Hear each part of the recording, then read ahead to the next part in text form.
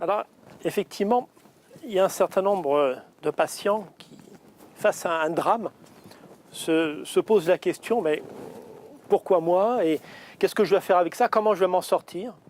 Certaines personnes peuvent même, face à des drames, se retrouver au bord du suicide, ne comprenant pas vraiment pourquoi ça leur arrive à eux, pourquoi moi? Et puis aussi de se dire, de toute façon, où est l'issue par rapport à ça? Je ne vois pas d'issue, c'est quelque chose de terrible. Alors, la plupart de mes patients, bien sûr, ont vécu à un moment donné, comme beaucoup d'êtres humains, ont vécu un drame. Et là, il y a un questionnement à se poser, c'est déjà par rapport à notre philosophie globale. Et le thérapeute doit quand même se poser aussi la question de dire, mais finalement, quel est le sens de la vie? Parce qu'il ne peut adapter sa pratique et se positionner par rapport à des événements de vie ou à ce que lui renvoient ses patients que par rapport à sa philosophie de vie. C'est-à-dire qu'il faut qu'il ait quand même une certaine lecture du monde. Et cette lecture du monde va permettre qu'on va peut-être accepter plus ou moins bien ce qui nous arrive, peut-être y trouver du sens. Alors, est-ce que ça a du sens? Après, c'est du domaine de la croyance. La croyance, il y a des croyances, comme par exemple la croyance véhiculée par la philosophie bouddhiste, qui dit que de toute façon, nous sommes venus faire une expérience de vie évolutive. Nous sommes venus pour transformer quelque chose en nous, pour dépasser quelque chose de nous. Et ce qui est très important, c'est que cette philosophie va permettre de voir la notion de drame comme différente que si c'était vécu comme une fatalité, comme quelque chose qui n'a pas de sens. Alors, dans cette philosophie-là, si on en reste à cet axe-là, effectivement, la personne, non seulement ne subit pas un drame, mais elle est auteure du drame. Ça veut dire qu'elle a choisi cette incarnation, je parle de la croyance bouddhiste, elle a choisi cette incarnation pour pouvoir arriver dans une famille qui a des caractéristiques particulières, à la fois sociales, à la fois philosophiques, environnementales, etc. Et cette famille a été choisie justement pour être un terreau qui va permettre à la personne, au patient en question, de devenir qui il est et de devoir s'affronter à un certain nombre de choses, un certain nombre d'événements de vie. Et peut-être qu'il y aura des drames dans ces événements de vie. Mais là, si la personne s'inscrit dans cette philosophie, alors elle va voir les choses très différemment. Elle va être non pas la victime de ce qui lui arrive, mais elle est auteur de ce qui lui arrive. Et ça, c'est très différent parce que la souffrance est là, la douleur est là. On peut se poser la question, mais comment je vais en sortir? Dans un moment de profond doute. Mais aussi, on peut se dire, je suis acteur. C'est moi qui ai été chercher ces événements de vie parce que j'ai quelque chose à conscientiser, quelque chose à dépasser.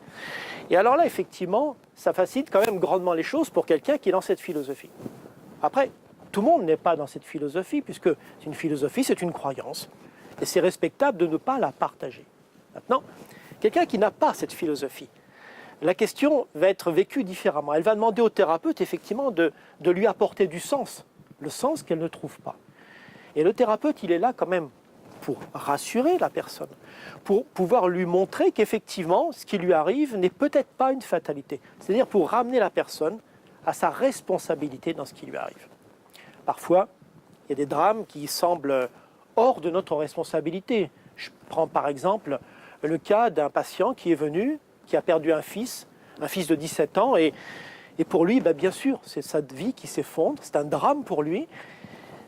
Et cet homme, effectivement, s'il a une philosophie plus proche du bouddhisme ou d'une croyance qui est associée, il va y donner un certain sens, qui sera peut-être un petit peu plus facile à vivre, même si la douleur, elle sera là forcément. Et un patient qui n'aura pas cette philosophie, effectivement, là, ça va être un peu plus compliqué, mais c'est là qu'est notre travail d'accompagnement. Et de toute façon, ce qui est important, c'est de ramener le patient à lui-même et de lui montrer que de toute façon, il est face à une réalité. Soit il la dépasse, soit il ne la dépasse pas. C'est un petit peu comme le pari de Pascal qui disait « pesons le gain, pesons la perte et gageons que Dieu est. S'il est, je gagne tout. S'il n'est pas, je ne perds rien. » Donc, selon cette philosophie de Pascal, on a tout intérêt à se dire « oui, d'accord, il m'arrive ça, mais je vais pouvoir m'en sortir. » Sinon, on considère qu'on est condamné, auquel cas, il n'y a pas vraiment d'issue. Et le thérapeute, il est là justement pour redonner cette confiance, pour ramener la personne à sa responsabilité, à lui-même, pour lui permettre de retrouver des ressources qui vont lui permettre de dépasser ça. Et un drame, quel qu'il soit vécu par quelqu'un qui a une philosophie plus humaniste, plus bouddhiste, ou par quelqu'un qui ne l'a pas, un drame est toujours quelque chose, je dirais, de positif. Parce que, au moins, il nous permet d'avancer. Pour ceux qui y arrivent, il leur permet de se dépasser, d'accéder à une autre dimension d'eux-mêmes, bien sûr, dans la souffrance. Et c'est toujours quelque chose qui est formateur pour l'être. Et on a parlé, par exemple, Boris Cyrulnik a parlé de tout ce concept de résilience par rapport à des enfants résilients, des enfants qui ont vécu des choses extrêmement dures et qui ont réussi à dépasser cette étape difficile de leur vie et qui après sont des personnes beaucoup plus solides. C'est-à-dire que dès qu'on arrive à dépasser ce choc du drame, si on arrive à le dépasser, on en sort beaucoup plus fort, beaucoup plus armé pour d'autres expériences de vie. De toute façon, le drame, quand il est là, il n'y a pas d'autre solution que de l'affronter, que de le regarder dans les yeux et que de se dire, bon, et maintenant, qu'est-ce que je fais? Et c'est là que le thérapeute est vraiment, vraiment utile parce qu'il va justement permettre au patient de dépasser ça et de l'accompagner dans ce moment particulier.